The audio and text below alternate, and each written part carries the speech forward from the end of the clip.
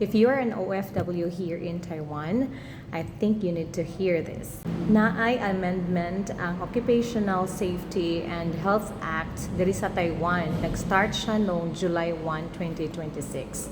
Og unsa ni about? Well, to start with, let's be honest nga, sometimes we don't want to go to work because of our workmates. But so far here in Taiwan, I never experienced that with my colleagues, luckily. Way back then, they said that medyo gray area ang kanilang law before when it comes to anti-bullying. So that is why last July 1st, gi-amend nila. Actually, nag-start na siya nung naay nahitabong suicide under the Ministry of Labor. Kana siya nabilita. I haven't heard of that much because it was way back 2024. Pero sukad ato parang napukaw sila and they said that parang hindi sapat yung sanction or hindi klaro yung implementation ng act na yon. In this video, I will tell you exactly what constitute bullying sa bagong amendment. So the first question is, ano nga ba ang workplace bullying under the new law? So the Ministry of Labor defines it as repeated inappropriate words or behavior by colleagues or supervisor who abuse their power or positions and act beyond what is necessary and reasonable for business purposes, ultimately causing physical and or mental harm to the worker. Pero klaro ito dito sa kanilang amendment na hindi lahat ng pagkapahiya or pagpapahiya or utos ay bullying na siya. Kasi klaro siya, sabi niya dito is repetitive action siya. So number 1 is social exclusion. So uso kayo dito dyan sa Philippines, no, that you have a separate GC na ay mga GC sa imong workmates na usahay dito sila mag-communicate about work na wala kay labot. So that is makover na siya aning amendment, no, pagbantay.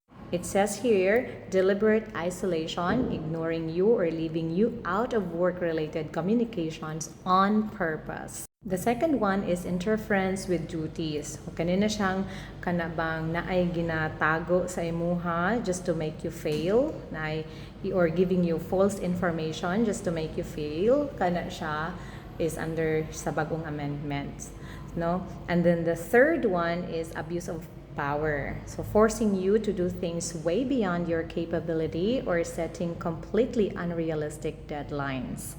And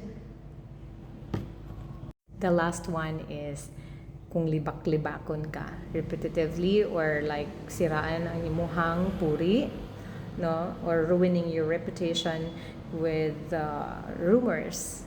Kana siya is under sa bagong amendment na pwede kang magbayad or magkaroon ng case. So, naka-experience na ba ang tanan ani? Tagaanta mo yung example ha. A friend of friend, na siya diriya, nagtrabaho sa isa ka school. And then, naka-experience ko na siya nga kanabang during the meeting, naigipanghatag na food or snack. Among the many teachers, siya lang ang wala ginatagaan. And it did not happen once. It happened almost all the time. So para bang because Filipino man siya, na siya diri sa isa ka institution, ina na ang iyahang na experience. So guys, actually kung mag-teacher mo diri sa Taiwan, specifically kana nga experience akong mahatag sa inyo because I'm a teacher. Dili tanang workplace gyud gaan trabahoan, dili tanang tao gaan kauban. So if you're experiencing this one, continue listening because these are the things kung sa imong buhaton or what are you going to do if you experience that or those things that I mentioned. So again, what if you are being bullied? Number 1, step 1 is you have to document everything. You have to save chat logs, take screenshot of emails, and if possible, record audio or take notes of the dates, times, and exactly what was said. No? And then the second step, you have to file a complaint through your company's internal channel. Okay, actually the employers or the companies are required to create an email para ani. I will explain to you later kasi na may mga small businesses and big businesses diriya. So this kana siya.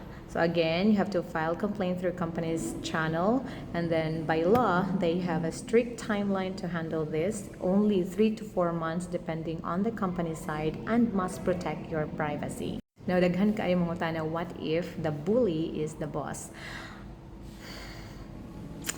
Paano yan? Well, under the new rules, you don't have to file it internally, no? Not within the company. You can file a written complaint directly to your local labor authority or the local government nila, LGU.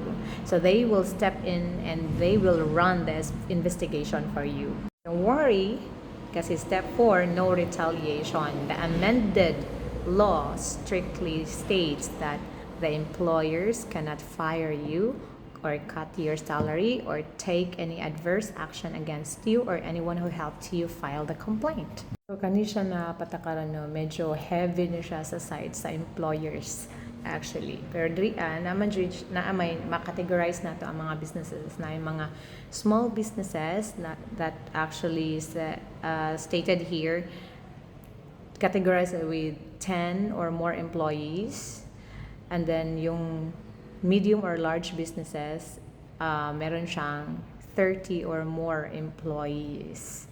So, ayun. So, if small business, so they must establish clear, dedicated channels for filing complaints, hotlines, emails, or physical mailbox, and post it publicly in the office.